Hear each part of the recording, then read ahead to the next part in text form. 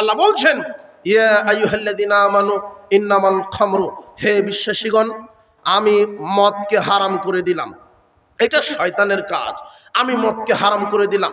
রাসূল সাল্লাল্লাহু বলছেন, কুল্লু মুসকিরিন খামরিন, প্রত্যেক নেশা জাতীয় দ্রব্য হচ্ছে মদ, কুল্লু খামরিন হারাম, আর প্রত্যেক মদ হচ্ছে হারাম।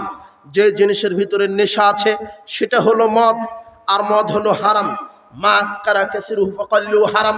আল্লাহ নবী বলছেন, যে জিনিসটা বেশি খেলে মানুষের বিবেক নষ্ট হয় তার অল্পটা হারাম। মদ কোরআন হাদিসের নির্দিষ্ট কোনো বস্তুর নাম নয়।